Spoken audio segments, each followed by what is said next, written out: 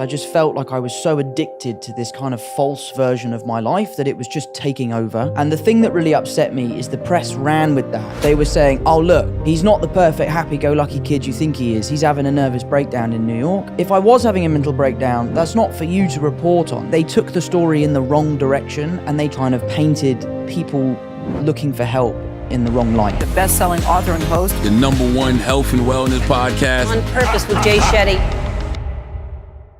A lot of studies show that how we were loved or unloved between the ages of 0 to 5 impact the next 15, 25, 50 years of our life. Wow. And how we give love to ourselves and how we give love to others. And so I was thinking, do you have a core memory or an experience with your family from childhood that kind of embodies the feeling you have about them now or that keeps you tied close to them? I'd say sort of more than a memory is just a feeling that I could say all of my brothers and I had, was that because our dad's a comedian, his job only ever existed once we had gone to bed, and our mum worked from home. She was a photographer. So to us as kids, our parents didn't really work. They just were always home.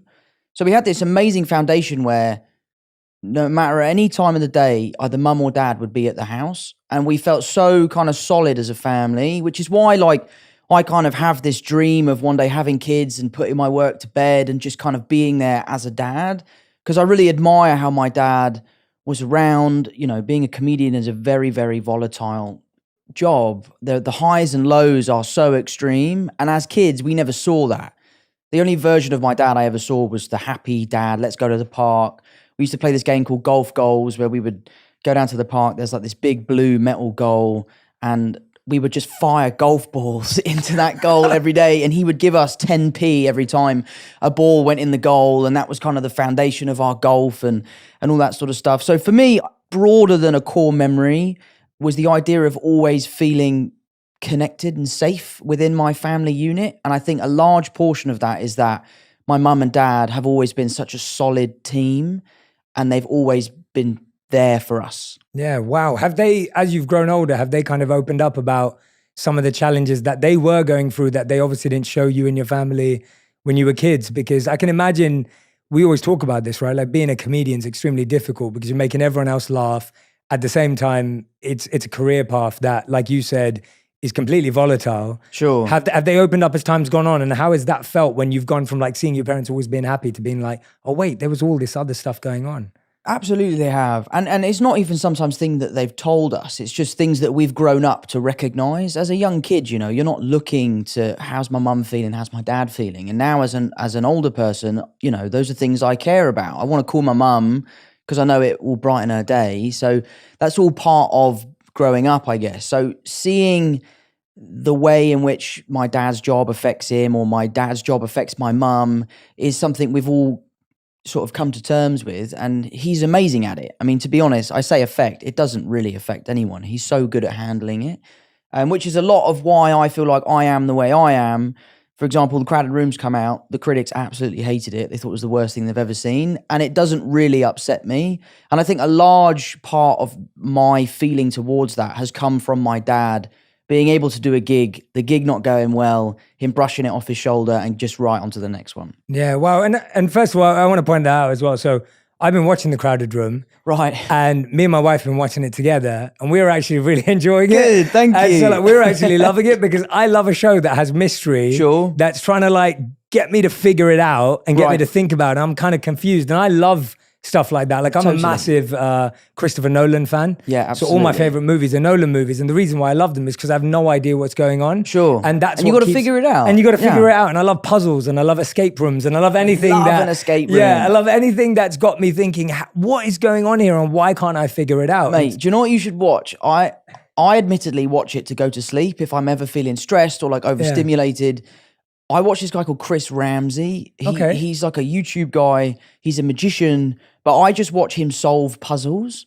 He like buys these Japanese like handcrafted puzzle boxes. Wow. And he just solves them. And I've started buying them and they come to the house and you sit down for 4 hours, put it down, pick it up and try and solve this puzzle. And it's amazing. Are you any good at them? No, I'm terrible at them, mate. I'm absolutely terrible. I've had an unsolved Rubik's Cube since I was like 11. But yeah, so I watch his videos because there's just something about like the sound of the wood. I'm a carpenter, so I love like craftsmanship and that sort of stuff. So I love the way that these pieces are put together. So watching him solve the puzzles, I find so relaxing. Yeah. I think for so many of us, getting bad reviews, perceptions, people talking about us, whatever that may be, whatever scale we live at, can actually affect us. Sure. And you saying that actually seeing your dad, seeing him shrug it off and seeing him move on actually really helped him. Do you think that you've been able to create a bit more of a skill around that now, or is it something that happens naturally for you? Because I'm guessing that there's a lot of people who are listening and watching going, Tom, that's pretty amazing that you can do that at your scale and your level. But, I'm still affected by that. Or I really struggle when my mate says something. Like, I know the number one thing I hear is like, most people don't chase their dreams because they're scared of what their mates will say, let alone what the world will say. Yeah, like I had this I was flying back last night, as I was telling you. So I was on a plane from DC to London last night. And the air hostess, she was wonderful. Her name was Jeanette. She said to me, she was like, Jay, I really want to start a YouTube channel, but you just got to block out what your friends are going to say, right? And she was just worried about it. So that it's a very real thing. So I guess, have you kind of figured out a little formula for it? Or is it just natural because you saw your dad and it's become easier that way? I think it's a little bit of both, really. I think it's something you definitely get better at. I'm really lucky that I have an incredibly strong group of friends. Like one of my best mates just called me up earlier to say he'd seen the 5th episode, and he's like, I know what happens in the show and I'm still loving it. The people I'm watching it with have no idea what's going on, but they can't wait for the next one. Yeah. So, I really, really hold high the opinions of people that I really care about. I'm also really lucky to have an amazing group of fans who are so supportive. They are diehard. They are there day one. And that makes me feel really good. But I do think a lot of my lessons in life have come from my dad and the ways that he can deal with things that he hasn't done very well in the past, that he's passed on to me.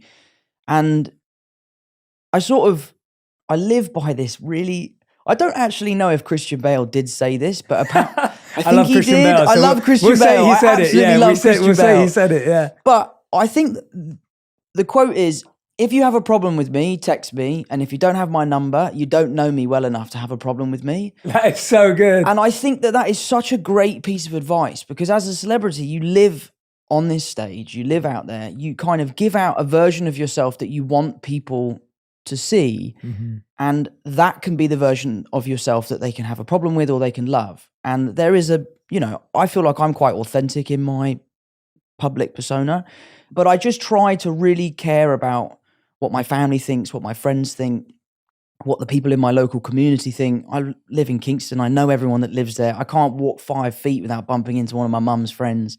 So yeah, so it's something I've been working on. I try my best to not let that stuff affect me. It does. Yeah, of course. I'm not cold-hearted or anything like that. It does affect me, but I just try to move on and focus on the positives. Yeah, absolutely, absolutely. What was did you ever see your dad deal with everything and you thought, wow, that was incredible? Like, was there anything specific that you remember that, like, seeing him like tackle something and you thought, wow, that really impressed me, even if it was something really small in hindsight? I think the thing I admire most about my dad is his resilience. He's someone who has had an incredibly successful career in his earlier life. And then later in life, his career sort of plateaued and he struggled. And he's never stopped. He's never given up. He's still gigging to this day. He's still writing books. He has a Patreon. He has a podcast. He's constantly grafting to get to where he wants to be. And I think being a young kid and seeing your dad continually working as hard as he can to kind of put his best foot forward, for me, has been a huge drive for my work ethic. I'll give it 100% or I'll give it nothing. And I think a lot of that has come from my dad and seeing him deal with that. The funny thing about my dad is you talk about doing a bad gig. I must have seen him 20 times. I've never seen him do a bad gig. He always seems to absolutely rip it. But maybe that's just because we're in the audience. But no, I owe a lot to my dad, and a lot of the teachings are things he's told me and things I've just witnessed him do. Yeah. And was there ever a piece of feedback or a rumor or something you saw that did affect you, where you actually thought, well, or at least made you stop and go, God, I'm trying to see the positives, but this one's tough. Like this actually made me have to pause and figure it out. Something that did really upset me, I was in New York. I was shooting the crowded room, and I was having a really hard time with the job just because of how taxing it was, the emotional capacity that I was having to get to every day. And I decided to delete my Instagram because I just felt like I was so addicted to this kind of false version of my life that it was just taking over. I would be on set working, I'd come and sit in my chair and just scroll. And it was becoming a problem. I was just obsessed with it, and I was obsessed to find out what people were saying and what they thought about me. So I decided to make an announcement, which unfortunately we have to do, and say that I'm taking a break from social media. And I tried to position myself and say, like, I'm taking a break from social media because I feel like my mental health will benefit from it. And the thing that really upset me is the press ran with that, and they tried to make out that I was having this mental breakdown. And what upset me was, if I was having a mental breakdown, that's not for you to report on. They took the story in the wrong direction, and they painted again this negative light on mental health, rather than saying, oh, he's doing it. It's okay that he's doing it, so we should all feel okay to do it too. They were saying, oh, look, he's not the perfect happy-go-lucky kid you think he is. He's having a nervous breakdown in New York. And I think that was a really unfair line of journalism, let's say, because I just think it again kind of painted people looking for help in the wrong light, if you know what I mean. Yeah, absolutely. It almost sounds like you were actually preemptively going, I'm doing this so that I don't go in that direction. Totally. So, at least I'm not trying to put words in your mouth, but it's absolutely. Like, it's almost like I'm proactively seeing that I could end up in a position where I might have a breakdown. I don't want to be in that position. And so I'm responsibly saying, guys, I'm taking a break in order to protect myself. 100%. Yeah, which makes a lot of sense and actually is quite admirable again. Totally. Yeah. And that's kind of what the message of the show is about. Like the message of our show is that asking for help should be something that we celebrate. Yeah. If you're struggling, if you need help, if you feel bad and you wake up and you go to a friend, a therapist, a teacher, an employee or a colleague and say, I'm really struggling, I need some help. That should be something that we give you a pat on the back. Like, I would love to help you. I'm delighted that you asked me. And that, for me, that announcement was kind of my olive branch, and the press ran with it how they ran with it. But to be fair, it kind of gave me a great drive to finish the crowded room in the way that we did. To, like, if you're not going to listen to my personal message, then you have to listen to the message of my show. Yeah. So it kind of went hand in hand. Yeah, absolutely. You've reminded me actually when you said that, because I think we naturally today think of therapists or doctors, but you mentioned teacher there. And I was thinking, when I was going through a really rough time at school once, I remember my walk to school from the bus stop, I'd see a teacher every day that I was really close with at school, but you never talk to your teachers. Nah. Walk into school, Not a crazy person. Yeah, but I was so lonely at the time that I remember like almost thinking like, well, he's the only person I can talk to because of other stuff that I was going through at school. And I remember I started talking to him on the way to school. His name's Mr. Buckeridge. He knows I go on about him everywhere, and he avoids it because everyone's always like, "Oh, Jay's been talking about you." Yeah, Jay's been talking about you.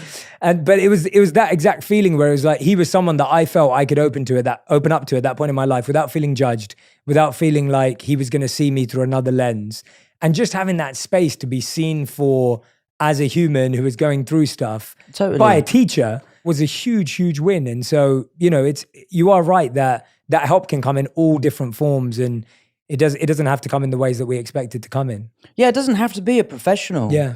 I go to my friends a lot, and you know, some friends are better than others in certain situations. I've got some friends that are very much like pull your socks up and get on with it, and then other friends who are like, come here and have a cry on my shoulder. But like it varies. So I just really hope that that's what the show can do is sort of paint this positive picture of asking for help is something to be proud of. Well, that's a great message, and I think we all need to hear it. And I want to go back a little bit because there's a lot of interviews that you've done, and I've watched a lot of stuff over the time. But like we were talking about, a lot of it's sound bites because it's quick and short, and like these entertainment, interviews. And that's why I was really grateful that you took out the time to do this. But you were diagnosed, as far as I read, with dyslexia at age 7. Yes, and I was wondering how. A lot of our community and our audience is diagnosed as well, or some of them are not, but they're finding out later on in life. How did that affect you, or how were you set up for success with that? Because as an actor, you've got to learn lines, you've got to read lines. There's a lot of activities that people would assume are quite challenging. Sure. But you found a way, and walk us through that a little bit. I don't know. My mum has always been really hands-on with our education. Mm-hmm. She, really wanted us to just do our best. Our dad always said, like, look, I don't care what grades you get. As long as you try your best, and that's all that we can ask for. Mm-hmm. But yeah, my dyslexia, it's really just my spelling. I mean, honestly. It's just that, yeah. Those sort of games that you play at Christmas. Have you ever played the one where you have to write down the answers? It's such a good game. Is it Boulder Dash? I don't know Boulder Dash. Is it? It's basically a game where someone will read out a scenario or Right. ask a question, and then you have to answer the question to the best of your ability. But you can also bluff and lie. Oh, I've never played this and game. if you Okay. write somewhat a believing answer and people vote for your answer, you win. Oh, cool. Okay, I've never played it. Which is great. Yeah. But when I play it, everyone's like, what does that say? That is definitely not spelt right. Good. But yeah, so my spelling was really the biggest hurdle. Yeah. I worked really hard at school. I didn't do particularly well, but again, my parents said, as long as you try your best, then that's all we can ask for. Yeah. And acting you started early too, age 9, right? Like that was something that you started pursuing really early on in life. And I feel, was that something that you were always sure about? There's that famous viral TikTok that always goes around of you, I don't know how old you were, being asked, what superhero would you play when you're older? And you say, oh, maybe Spider-Man, right? And it's like, and I wonder like how much of your acting career do you feel like you've manifested, or there was a vision or a focus, or is it more just like, this was naturally what you were into and it grew? Where did that come from? I do believe in manifesting, actually. I really do. I think what's interesting about my career is this was never something I wanted. I just was a young kid. I loved dancing. My mum would take me to a dance class every Saturday, and I got spotted through that dance class to audition for a show on the West End. I ended up doing the show.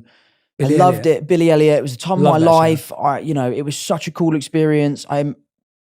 Just by complete fluke, an agent came to see the show the night that I was on. She signed me.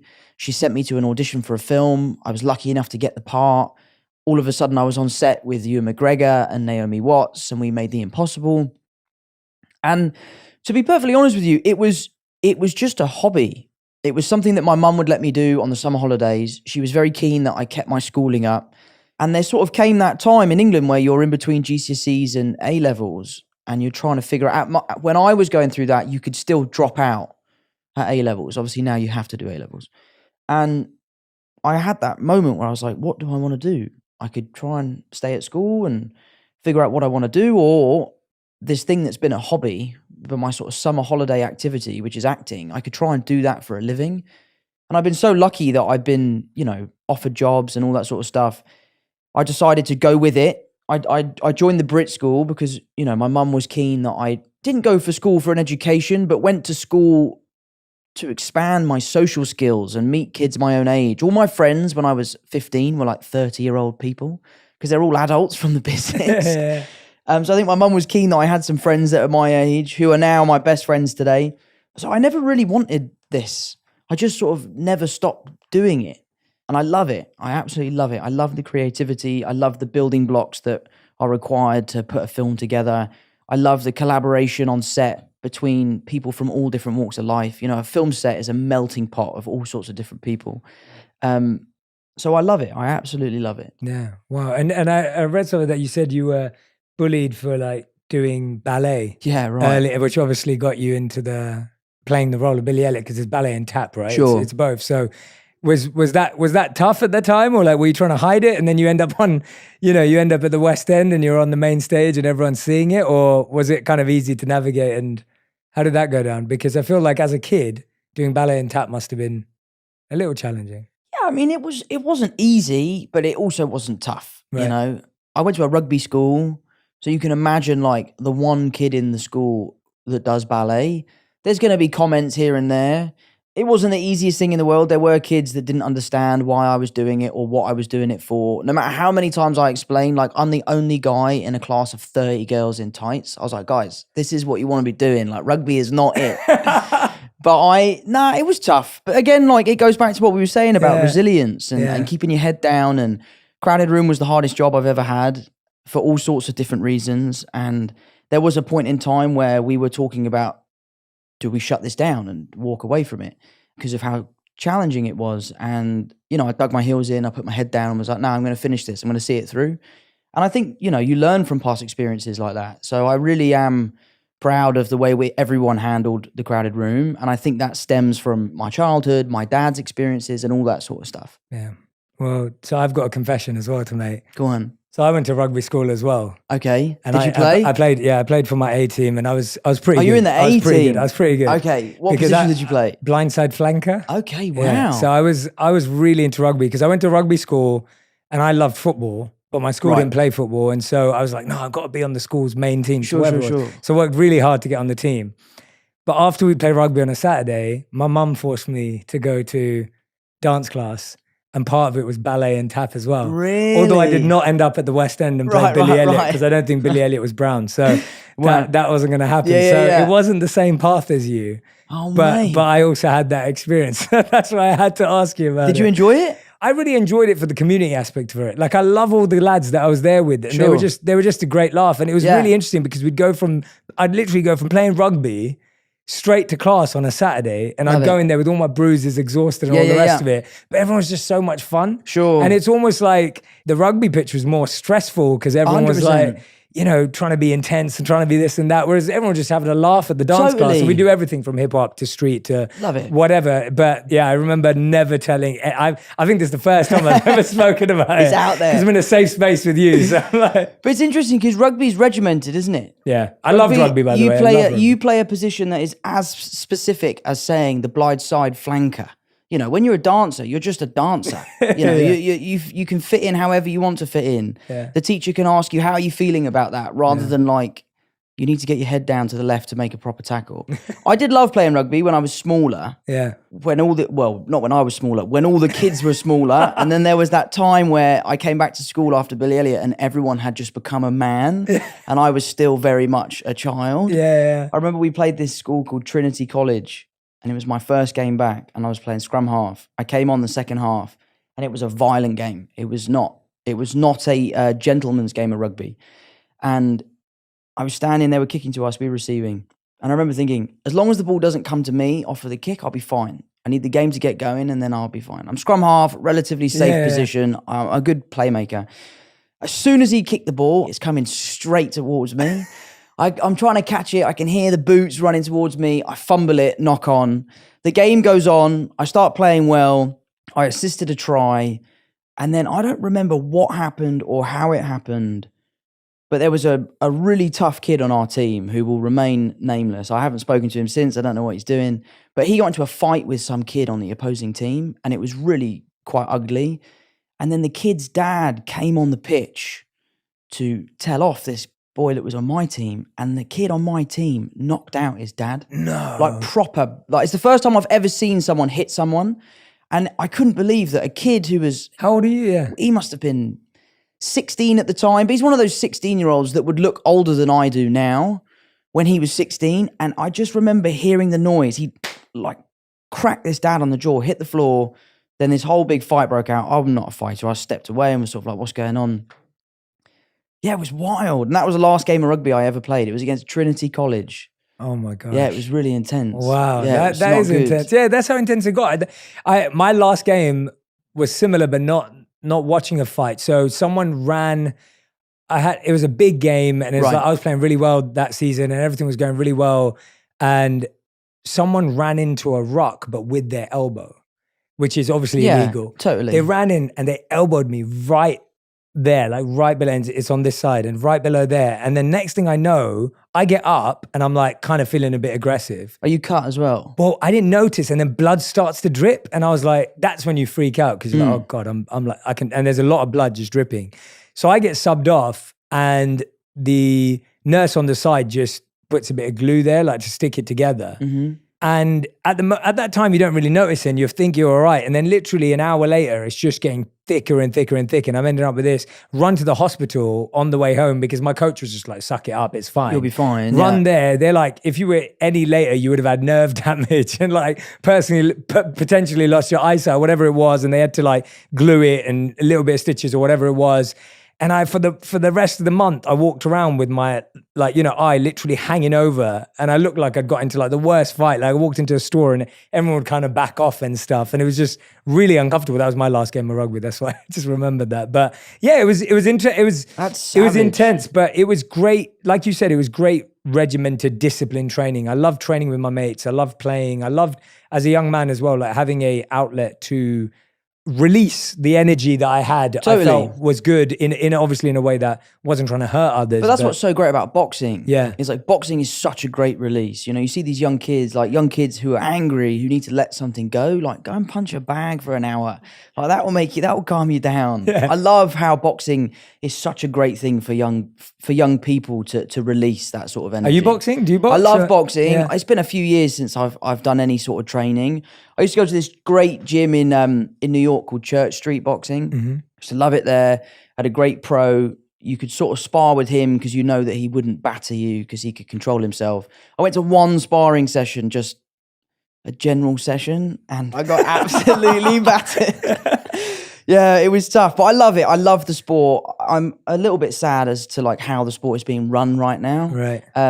But I do love the sport and I admire the athletes. I think they're amazing. What's your take on YouTubers, boxing and all that kind of stuff? And because it's obviously bringing a lot of attention to the sport. To be perfectly honest with you, mate, I don't really mind it. Yeah. I think it's quite fun. I think if you're doing it for the right reasons, you know, there's a great opportunity to raise some money for amazing charities. And I think a few of them have done a lot for charity. I think it's really great. I think, you know, my brother Paddy would never have been watching boxing, and now he loves it because of his favourite YouTubers at boxing. So if it's good for the sport, it's good for the sport. I sort of don't really mind. I think it's funny, to be honest. Yeah, because you sit at home watching it, you're like, I could do that. I could get in there and do that. And you're like, well, why don't you? And you're like, well, I don't really want to do that. So we might see you in Creed 4 then. Absolutely. We'll do the acting boxing. I'd love to do a boxing movie. Yeah. I think it would be cool to do a boxing movie, but where the fighting is real. Walk me through that. I wouldn't necessarily be in that film, right? But I do think that you could make a really interesting film where the outcome of the film is determined on the outcome of the real fight. Has anything like that ever been done? Like racing or any can you, I'm just trying to. Not that I know of. Yeah, not that I know of. That's what I'm trying to think. It could be really cool. Yeah, wow. But yeah, I love boxing movies. I'm a sucker for it. Yeah. Which one's your favorite? I think Rocky 2 is probably my favorite. I remember when we were in Billy Elliot, we had this room called the Billy Room, and there was always a Billy backstage while the show was going on because the show was so labor intensive. It was very dangerous. There's lots of moving parts. There's lots of acrobatics. It wasn't too uncommon for a Billy to get injured, and then there would be someone upstairs who would replace that Billy. And we would just hang out upstairs, and there was an Xbox and a television and all that sort of stuff. And one of the DVDs that we had, the two DVDs we had, was Step Up to the Streets, my favorite film of all time, and Rocky 2. And I must have seen that film 40 times. How many times did you practice the dance in the mirror? Oh, mate, I've got the whole dance down, bro. Can we see it? No. Yeah, no, I love that film. I absolutely love that film. Yeah, I'd say my favorite. So Rocky was my favorite because I'd watch it with my dad. Sure. And Rocky... I struggle between Rocky 3 and Rocky 4 because I loved Mr. T. And That's 4, 3, right? That's 3. That's 3. And I loved Ivan Drago as well, which was 4.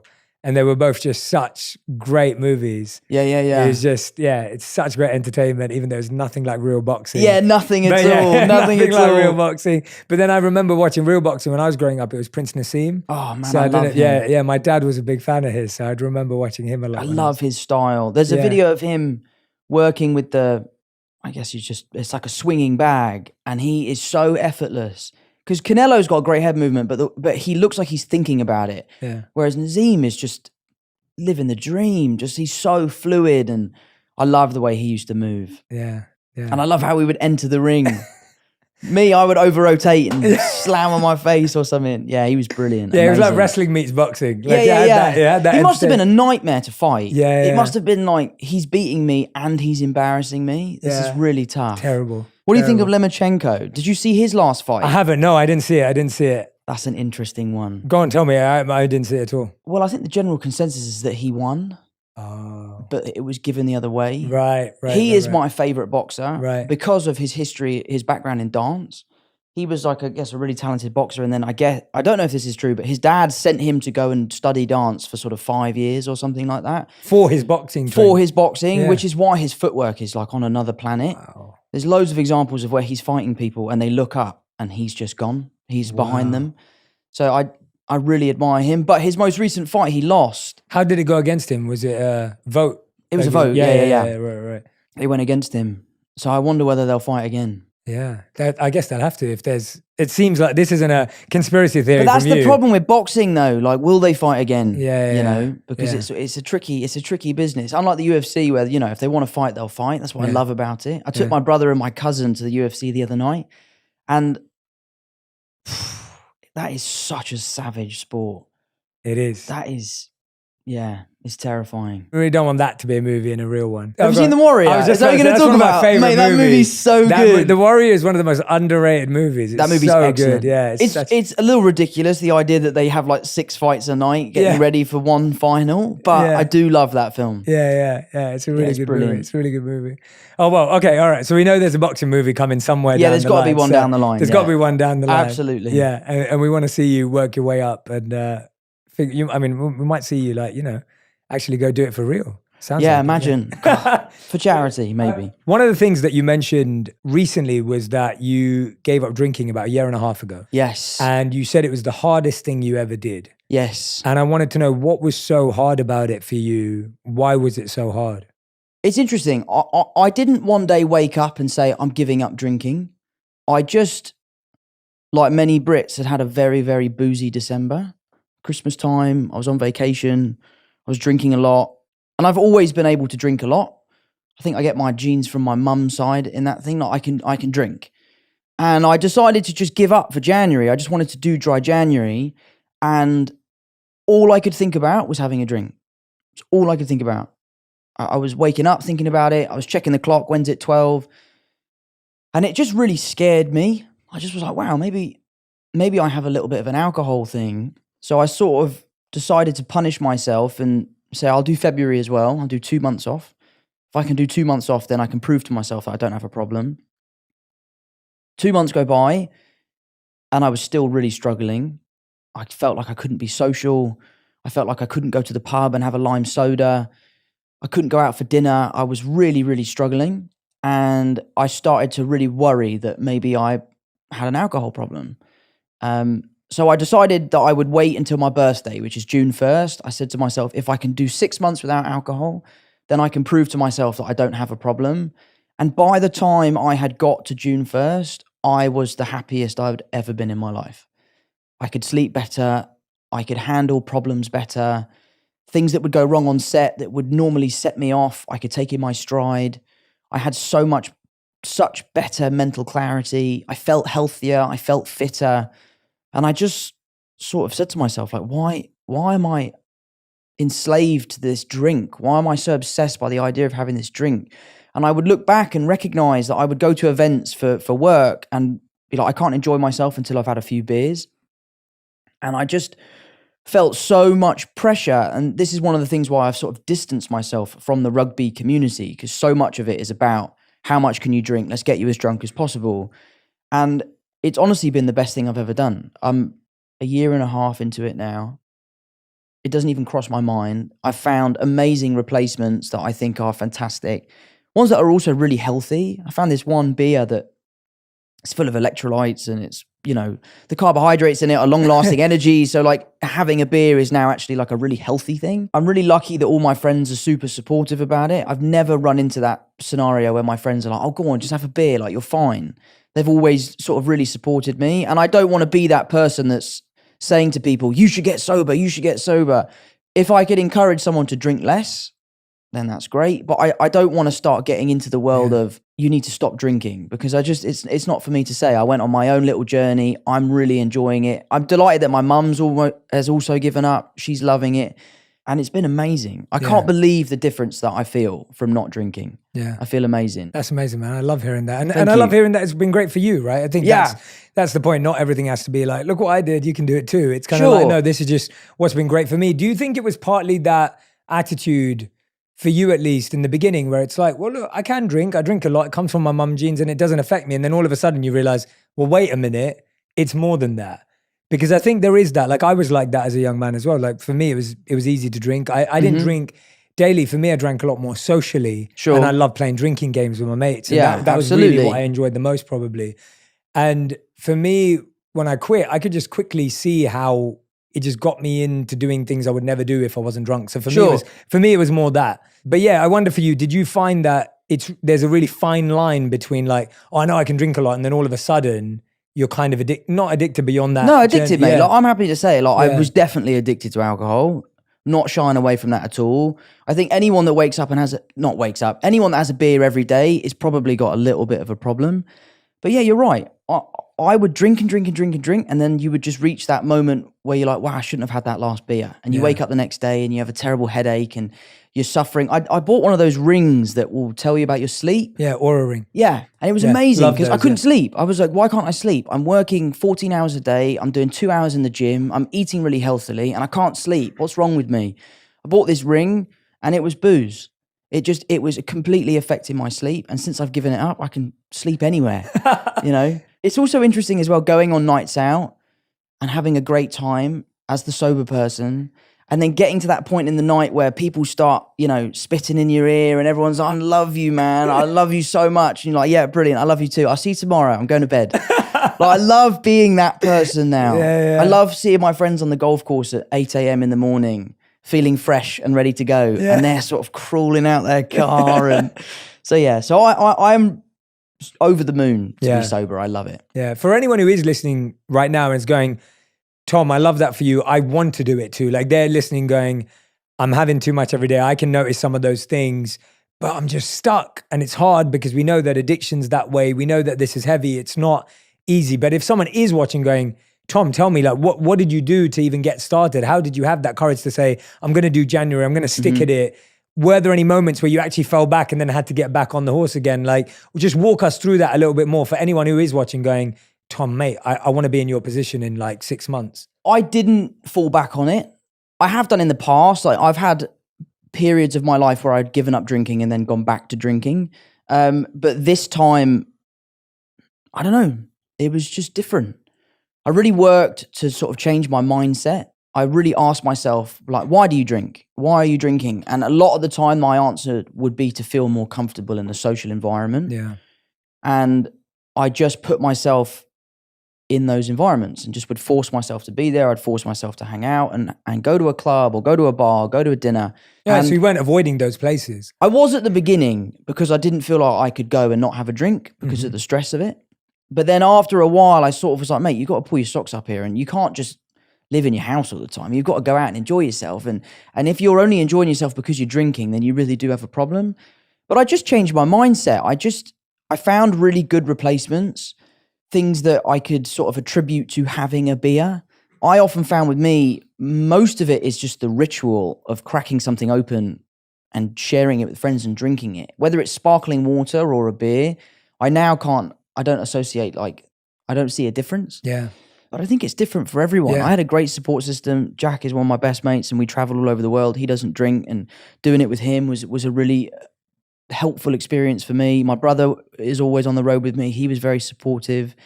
And yeah, I just really set my mind to it. I was like, I really want to do this. I want to prove to myself I can do it. Yeah. And then once I'd felt the health benefits and started really feeling like my full self, I was like, oh my God, this is the best. But do you not drink? I haven't drank for 17 years. No way. Yeah, congratulations. That's amazing. Yeah, I feel amazing. Yeah, it's incredible. Wow. It's like one of the best feelings in the world. And it's my biggest like worry when I was about to quit was like, how am I going to hang out with my mates? That was my biggest worry. Worry. I was like, my mates knew me as the guy who was like first to the game, last to get out. Like, that was me, bro. You know, the clown when I got drunk, like life of the party, kind of like that kind of guy. And then all of a sudden I decided I wasn't going to drink anymore. I was like, crap, how am I going to fit in? And then I remember I went into the corporate world for a bit and I didn't drink. And I was like, God, am I going to miss out on like opportunities and networking? Like, you know, all the guys afterwards are like going to get drinks. And I'm like, I'll come, but I'll have a water or I'll have a soda, whatever it is. Sure. And what was really interesting for me is not relying on drinking made me rely on qualities and skills I had that were actually better. Yeah. So now that I couldn't drink as an excuse to hang with the lads, I was bringing out parts of my personality that I probably would have just hidden away Suppressed. or ignored. Yeah, Totally. suppressed. And all of a sudden, you were actually getting respected and liked for who you were, Right. rather than the person who you were when you were drunk. Sure. And actually, that worked in the workplace. And there was no one at the workplace going, "Oh, Jay doesn't drink, so he's not getting promoted." Right. It wasn't like that. People were like, "Oh yeah, I really like hanging out with Jay," or he's a really good guy," or whatever it may be. And I was still getting the same opportunities, and I was Yeah. still getting promoted at work and whatever it was. And I think that's what I'd like to remind people, that don't feel like your career or your work is going to suffer. Even for you, like I'm sure as a, with your career path, you have to be at parties, you have to be at events. Of course. And the fact that you're able to do that now without having alcohol, and it doesn't sound like it's negatively impacting your career. If anything, it's the opposite. Mate, I honestly cannot believe like the amount of times I've sat down with an actor that I've really admired, or sat down with a producer or a director and been like, "Oh, well, I don't drink anymore." And they go, "Oh, I don't drink, 10 years. And you're like, "Oh my God." And I've had so many insightful conversations with people like yourself where you've heard their story, their reason for giving up. And there is a wonderful community of people. And I love it. I love being a part of that community. I'm really proud to be a part of it. I hope that, I can meet other people and chat to them about it, because it's really nice. It's lovely to be like, let's go get a lime soda together, Yeah, let's get a juice. Let's get a smoothie. Yeah. Yeah, no, it is true. It's true. And it's really interesting because I can't remember. I'm trying to remember. There was this blog that came out years ago. I can't even remember it now. And there was this girl on Instagram who was getting a lot of likes and a lot of comments and a lot of attention. And one day she just disappeared. Like, she stopped posting. And everyone's just like, all the comments were like, "Where are you? What happened? Are you okay? Like, what happened to you?" Everyone was frantic trying to figure out what happened to her, because they loved her, they were following her and all the rest of it. And what they didn't know is that it was built by a team that was trying to show that what people didn't notice is that in every picture she posted, she was drinking. And it was it was almost like original AI that was made up to prove the point that you can love someone and you can think you're really close to them, and you could think their lifestyle looks amazing, but actually they've got a drink in every picture they post, and you didn't realize they had an alcohol problem. So there was no real person who died. But the point was that your friends could be struggling even when they're posting these beautiful lifestyle pictures. But are you aware? Wow. And are you conscious of how much it affects you? And I can't remember who built that page. Well, I think that's one of the problems with alcohol, is that if you came out with alcohol right now, if alcohol wasn't a thing, and you I've invented this drink that is going to make you either really happy or really aggressive or really stupid, and we're going to just sell it to the masses, people would be like, "Nah, mate, keep your funky juice. Like, we don't want that. That sounds terrible." And it's one of those things, because it is so socially acceptable, the addiction side of it, the bad sides of it really do fly under the radar. Yeah. And that's really interesting. I'll tell you something I do love about being a non-drinker. I love being the designated driver. Yeah. I love being that person that makes sure that everyone gets home. I don't know. I like being a dependable person. I think I'm quite dependable. And I really like that thing. And I saw this crazy YouTube video once. This was years ago, of a guy that went to a bar, he got drunk, and he drove home and he crashed his car. And I don't know if this is real, it could have been fake, but it's really impactful. Basically, what his friend had done was set up the room as if he had been in a coma for like 10 years. And his friend wakes up hours after the crash, and his friend is there, and he had all like old makeup on to make him look older. And now I'm thinking about it, there's no way this could have been real, because how would they have been able to pull that off? But he basically is saying to him, like, "You've been asleep for 10 years. Everyone's missed you. Like, we can't believe you're awake. This is amazing." And it shows like how a stupid decision like driving drunk can affect the future of your life. Yeah. So I do love being the designated driver. That is something I enjoy. Seeing my friends have a good time and being like, "Don't worry, Tom will take you home." Yeah. I used to love being the designated driver until I realized that an ex-girlfriend just had me do that because I was the one who didn't drink. So right. That wasn't a fun designated driver job. Yeah. But I've always been that guy since, because I lived as a monk for 3 years. Yeah, amazing. And when I came back after that, obviously I never went back to drinking alcohol and everything.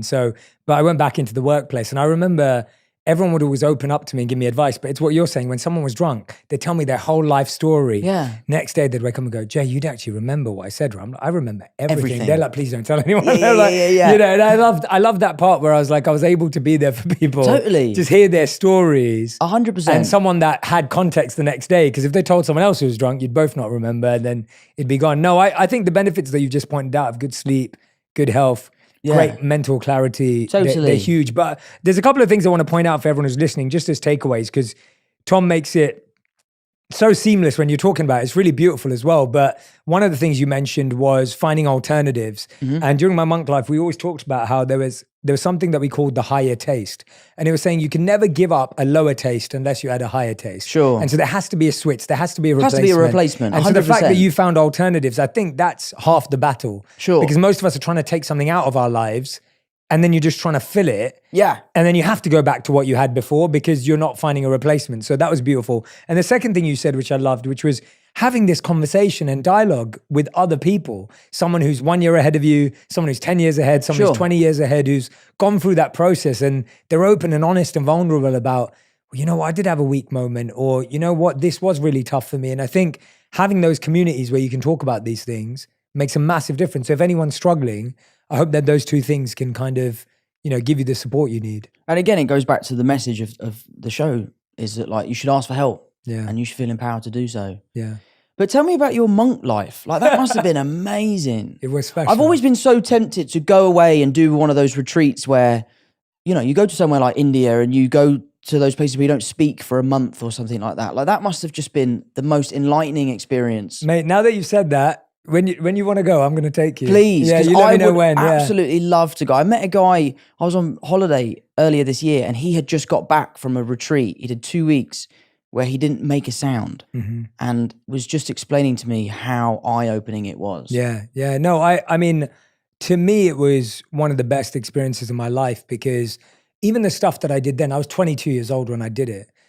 Even the stuff that I did then, I don't even know if I'd be able to do it anymore now, but there was such a energy you had as a 22-year-old where you're just open to any experience and wanting to try it all out. Amazing. And I think for me, it was because, and it comes back to the people that have done things. When I was 18 was when I first met a monk. I never really knew what monks did or any of their practices, but I met a monk who I write about in my book who just blew my mind because he was the first person I met that I felt was at ease with himself. And when I was 18, I'd met people who were like rich and famous and, beautiful and powerful and all this type of stuff. But I don't think I'd met anyone who was truly happy and content with themselves, not happy like, oh, I'm so happy, life's amazing. Right. I mean more like happy with who At peace with who they are. who they were. Yeah, totally. And for some reason at 18, that kind of was an arrow straight to my heart where I was like, that's real. Like I want that. And it's so hard to explain because everyone's like, well, how did you know that at 18? And I was like, I don't know. It must have been how powerful he was. It's kind of like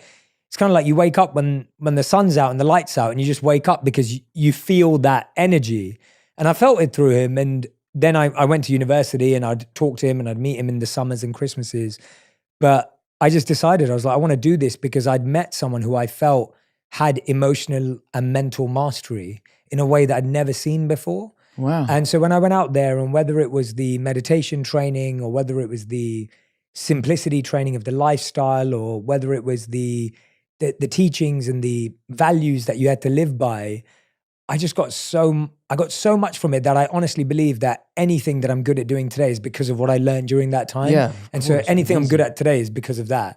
Do you think that you found what he had? Yeah, I believe so. And I would say that... Or has. He's still has, with us. He's still right, yeah. Yeah, and I still see him every year. Amazing. And he still has it. It's like swag. Like it doesn't go away. Yeah. He still has it. And yeah, definitely.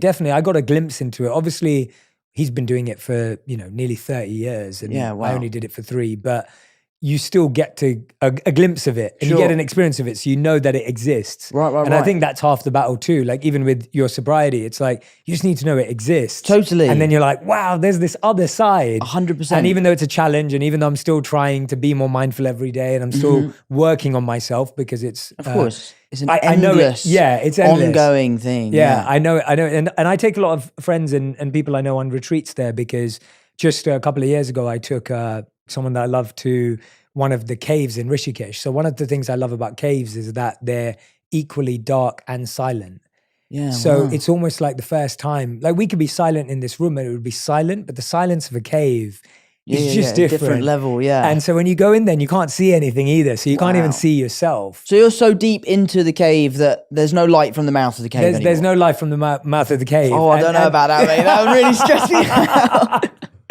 No, you hold hands. No, Right, yeah. you don't hold hands. But it's one of those experiences that you actually get to experience real stillness and real silence and real disconnection Sure. from everything around you. And then you can actually listen to yourself. Yeah, it's interesting. Yeah. I would love to do something like that. Something that I find myself doing a lot is if I see a beautiful landscape or something, I will try and see if I can find an angle of it where there's nothing man-made in the view. Because you know what it's like? Like you see a beautiful hill or something and there's a telephone pole in the middle of it or a lamppost or something. So doing something like that where there is nothing but just Mother Nature and the silence and being with yourself. I'm obsessed with nature. It's like one of my biggest passions. I'm absolutely like, this new Our Planet show has just come out. One sitting, I've done the whole thing. So I would love to do something like that. So next time you go in, let me know. I'll come with you. Yeah, we'll figure it out. No, where's a place? I love nature too. I just took me and my wife just went to Bali. Oh, I love Bali. Yeah, and it was unbelievable. We went whitewater rafting and it almost felt like Jurassic Park. I was just waiting for a dinosaur head to pop out. And it was just beautiful. It was so lush. It was so natural. There were these Bali. waterfalls everywhere. And another place that I've loved nature-wise, India, of course, we mentioned, but Iceland. I'd love to go to Iceland. I got to go to Iceland a few years ago, and my friend was filming a documentary out there. And so I got to experience it with the documentary travelers, and we went to a real glacier, and we went to... Amazing. You know, and it was incredible to just... It was the first time I felt like I'd landed on another planet. Yeah. It was just, I was like, this looks like nothing I've ever seen before in my life. Like I'm on another, like I could have gone into outer space and landed on another There's planet. a reason why every single space film, Iceland is the first on the list for locations. I didn't know that. Yeah. I think Interstellar probably shot in I Iceland. went to the glacier they saw. Right, so I'm sure all of those films, you know, Yeah. because you could do Mars, you could do Venus, all in, you know, in Iceland. I would love to go. I don't know. We were thinking about doing some climbing, and I'm not sure about how I feel about glaciers and walking across them and just falling and never being found. Yeah, we walked across them, and obviously there were teams there. Sure. And then they had an expert, and they went down into the glacier, like they went into one, like, and it was really scary because while we were walking on the glacier, we've got I forgot what those little boots are called, the ones with the kind of like The little prongs. Yeah. But I forgot what they're called. But anyway, we had those on and Crampons. Crampons. Okay, Yeah, crampons. Thank you there for we that, Jack. And so we're wearing these crampons, and literally it was like 3 steps further, and you would have fallen, and you don't see it, And you would never be and found. you would never be found, Ever. and you'd never know. And it would be like that movie. What's it? 126 hours. Where Yeah. the guy had to saw off his own arm. 126 hours, mate. In 10 minutes, the ice would just... Yeah, no, that's a bit too far for me. If you went with a group of experts and all the rest of it, I think Yeah, but you've seen the documentary. Sometimes the experts go out and it's a one-way story. They don't ever come back, you know? Yeah. No, you got to be careful. I agree. I'll show you some videos later though, because it was pretty. I would love to. Yeah, please. It was pretty spectacular. It was really amazing. No, I love that with your journey with sobriety. And again, the other thing we were talking about this earlier, going back to it, was you decided to take a break from acting. Yeah. Because you were doing this role, it was really tough and challenging. And you were like, you need some time. And again, you were saying that was misconstrued. And before we dive into why you needed to take a break and what was challenging about it, I just wanted to if you wanted to give context to that, and you don't have to, but if you wanted to clarify what you meant and what was going on there. It's only a break from acting because I'm an actor. Yeah. It's not like the acting itself. I just have been so lucky that in my life, I've been working so much. I just wanted to take a break. I just wanted to be in one place for a while. I wanted to be with my friends, be with my family, move into my house. So it wasn't necessarily, oh my God, I need to have a break from acting because it's too much. I just needed to have a break from traveling and working. And also, I've done so much of my growing up on the road. I needed to do a lot of growing up at home, paying my water bill, paying my council tax and sorting out my bins and all that sort of stuff that they don't teach you at school, which I think there should be a lesson. I think there should be a lesson at school that's called life, which is like laundry, basic cooking. Like, I didn't realize you have to pay for your water. I just thought that was a luxury of living in England. That the water comes out the sky and then it comes out your tap. I was so behind on my water bill, I didn't realize. I'm up to date now. Don't worry. So yeah, I just wanted to take this break. And it's a shame, again, talking about the press and how they can spin things. It's a shame that this year off has come after this incredibly hard job and that they kind of ran with this idea that, yes, the show did break me and yes, it was difficult, but I could have gone back to work. I was always planning on taking this break after this job. So thank you for giving me the time to sort of clarify that. I am loving having time off, and going back to work is something that isn't really on my radar yet. I'm just loving being with my family and my friends and enjoying, the fruits of my labor a little bit and traveling and seeing the world. Because, we get to see the world for work, but it's different. Yeah. Going off of your own accord and seeing these places and meeting people is what I love. I'm very social, which is one of the things I found so difficult about giving up alcohol, is because I was like, that's my key to my social life. And then I realized, I was like, no, you're just actually naturally a really social person. The alcohol is just an additive to that. Yeah. So get rid of it. So yeah, so my year off has been amazing. I'm loving it. I'm 7 months into it now.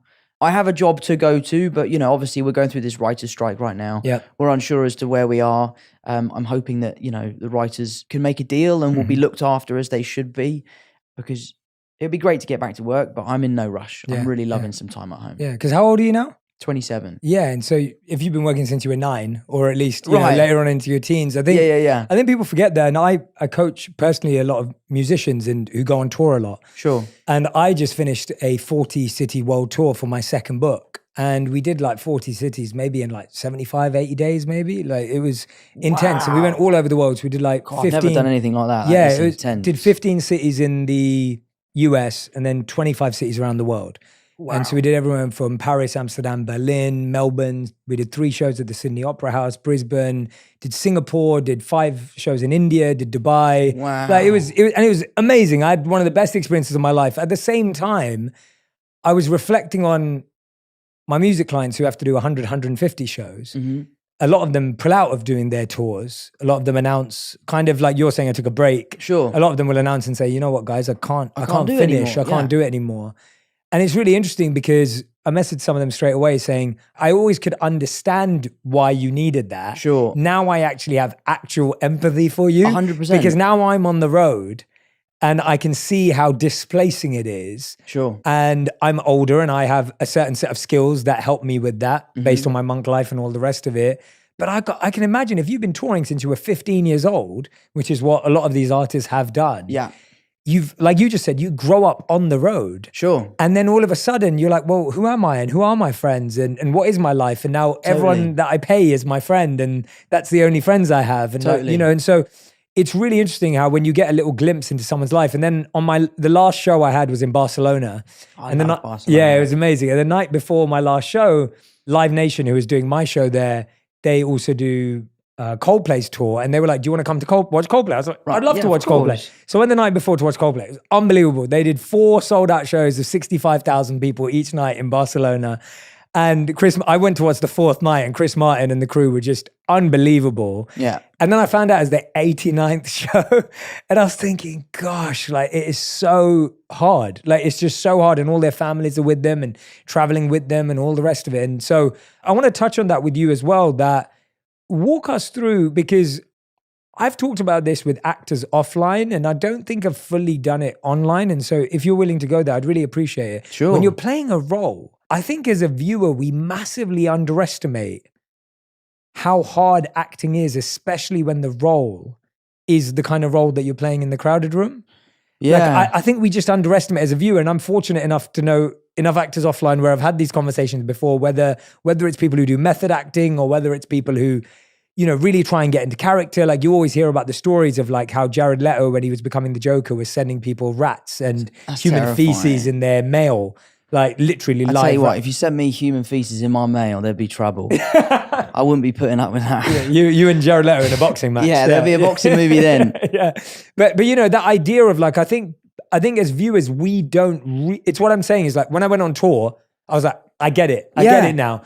As viewers, we don't get it because we don't really hear about the deep process that actors go through of getting into a role, playing someone with multiple personalities, like, that I don't know. Is that tough, or is that not? Am I getting it wrong? And that's not actually the tough part. You're definitely not getting it wrong. I think it's just different. It's case by case. There are people like Jared who dive into their roles and they do things like sending people dead rats and stuff like that, and they think that that's what they need to do. I've always been really good at separating my onset emotions from my personal life emotions. As a young kid, I used to really heavily rely on my personal emotions to get them to come across on screen. And I just found it really unhealthy. I just found that the line between my life and my character's life would be blurred. And ultimately, at the end of the experience of making the film, I would be a very different person, but not because of my experiences as Tom. It would be because of my experiences as my character. So I decided very early on to find certain techniques and certain ways to get into those emotions from a sort of technical point of view. I never sit on set and think about my mum getting sick or never speaking to my brothers again or something like that. I never blur the lines with my personal life and my work life. I always leave work at work. There are jobs like The Crowded Room that are particularly taxing. Getting to those emotions on a daily basis is really difficult and really tiring. But it's probably somewhat like Coldplay on their 89th show. You just dig your heels in, you realize you've got a job to do. We're all wonderfully well paid. There are people that work far harder for far less. I recognize how lucky I am. So I'm like, if I need to cry today and tomorrow and the next 50 days in a row, I'll do so.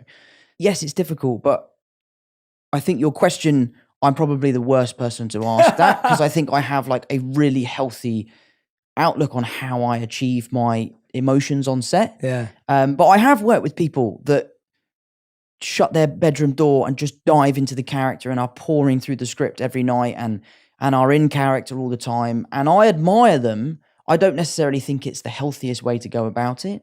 But yeah, I've always been really strict on myself to leave my work at work. Obviously, I come home and read the script and do all of my prep work, but I'm leaving the character at work because it's too much, especially when you're playing a character like Danny from The Crowded Room. You can't bring that into your personal life. It's tough. Yeah.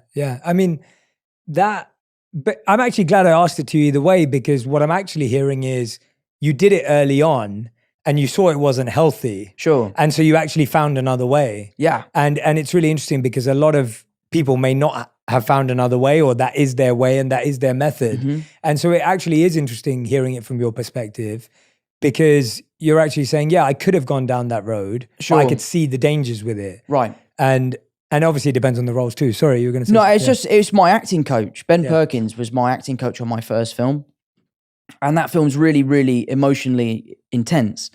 And we started off by doing things like, can you imagine, your mum passing, or can you imagine things like that? And I would cry instantly. Yeah. And he was the one that actually recognized at a point, this is too much for this young kid to kind of take. So he devised these exercises where him and I could kind of have these fake arguments where I was, as a 12-year-old, maybe I was older than that, 13-year-old, could recognize that they were exercises, and I would allow the emotion to kind of come from these kind of acting techniques, let's call it.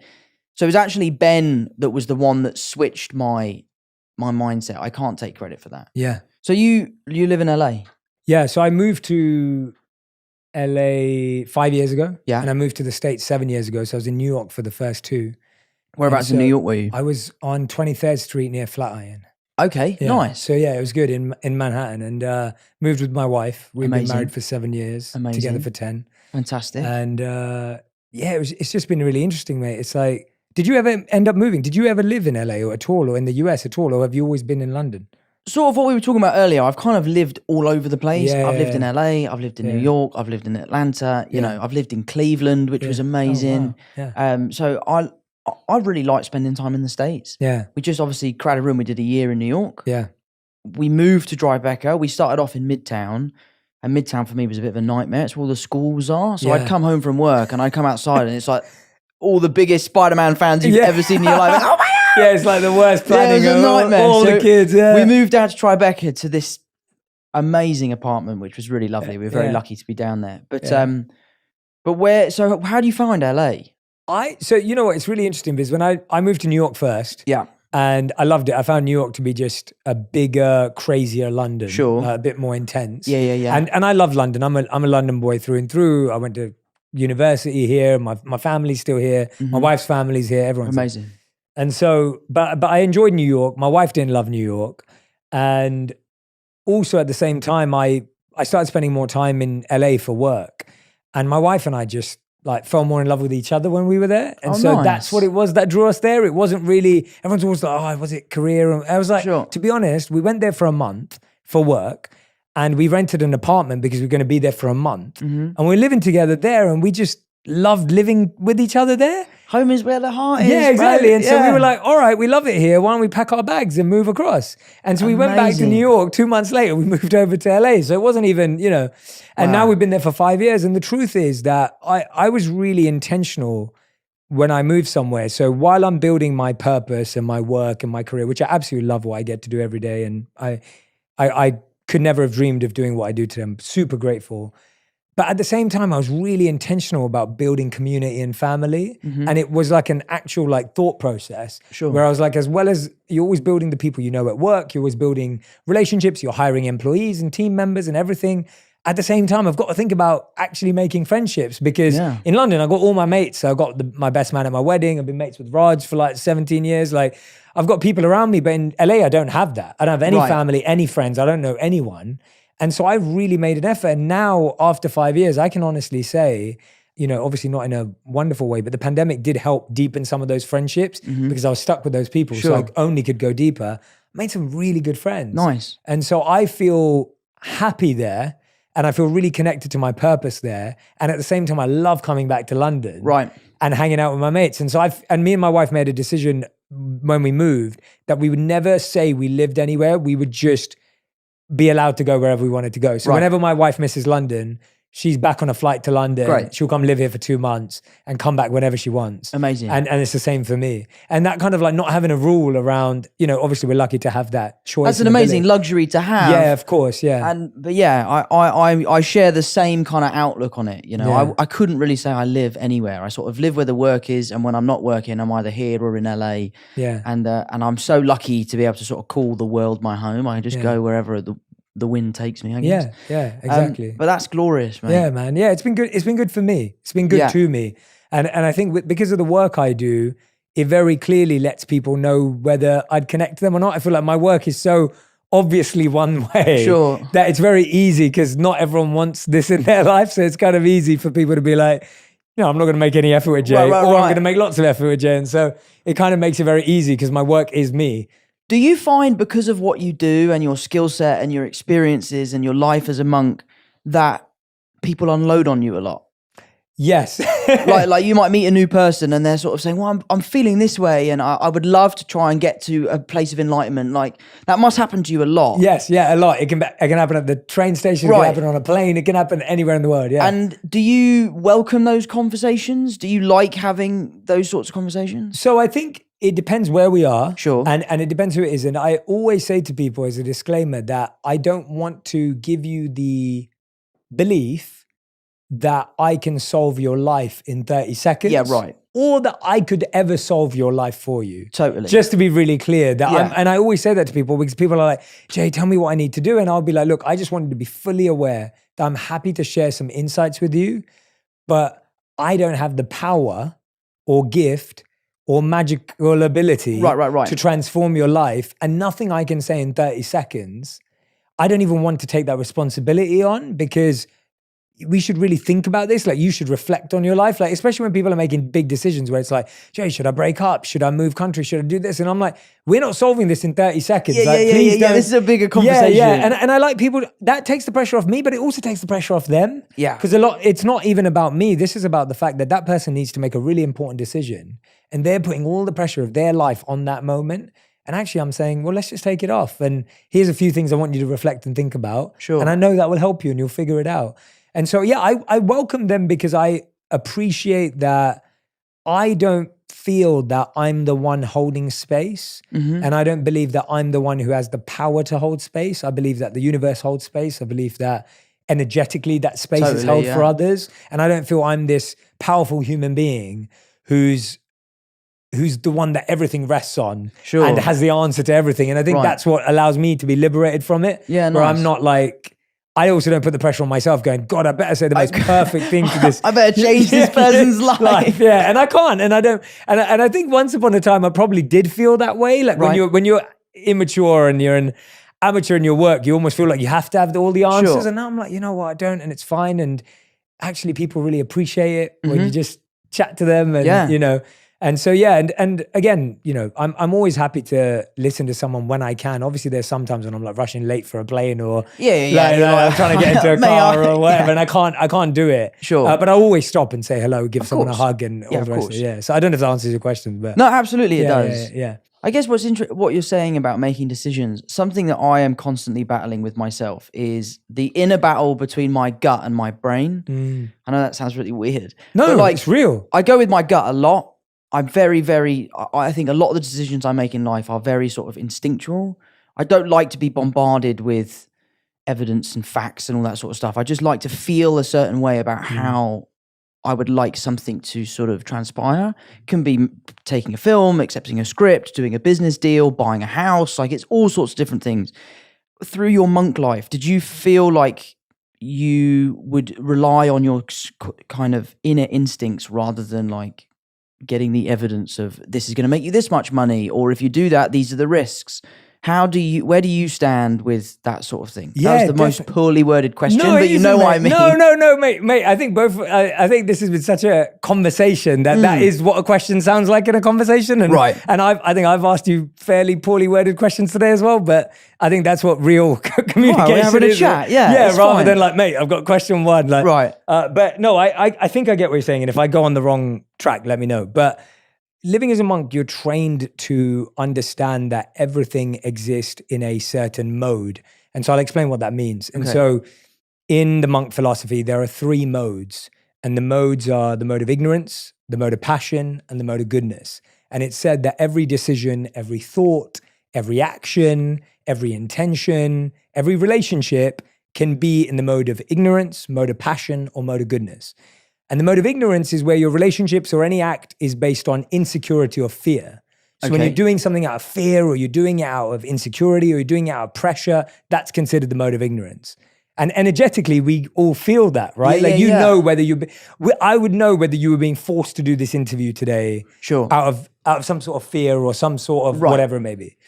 The mode of passion is where you're doing something because you want a certain result. You're doing it just for the reward. You're doing it just because it's going to get you what you want. It's going to get you to the goal. Okay. And so that's considered the mode of passion. And again, energetically, you can tell that when someone has an agenda or someone wants something out of you. I've come here to get my point across on something, or right. Totally. And then finally, the mode of goodness is the energy of like, I feel really at peace. I feel really at ease. This feels aligned with my values, and therefore it feels like the right decision. And so we were trained to sense energetically whether things felt like the mode of ignorance, mode of passion, or mode of goodness, which was a really helpful framework, because sometimes things were really hard to just sense without knowing where it sat in terms of a characteristic. That's so interesting. And so that was really, really helpful at the time. And so I find that I'm the same as you, where I make decisions energetically. Yeah. But I think having moved into the real world again, I felt that I had to start getting used to understanding other elements. Kind of what you mentioned earlier, which I loved, which was like, I wish they had a class on life at school, because it's like you haven't paid your bill, and you know, there's football players not paying their taxes or whatever it may be, and like that may be for different reasons. But anyway, you get the point. That there's some things that you just don't know. And so what I've started to do, and I've said this a few times, and that's why it's a little formula that I use. When I sit down with someone, whether it's business, whether it's relationships, whether it's work, even whether it's this, the first thing is always energy. That's my first gate that I want to get through. And if I don't feel energetically aligned with someone, then already there's no future here. Like it's not going anywhere. Really? Wow. And then the next thing I look at is strategically, if it's business, so if it's personal, it's only energy. But if it's business, I look at, well, I like this person energetically. Do I think they're strategically aligned with where this has to go? Like, do I think they can actually implement this? Do I believe? Because a lot of people have great energy, but then they don't know how to implement anything. Yeah. And then finally, I look at, well, does the money align? Does the monetary value align with the energy and strategy? Sure. That's been my business version of what I learned as a monk.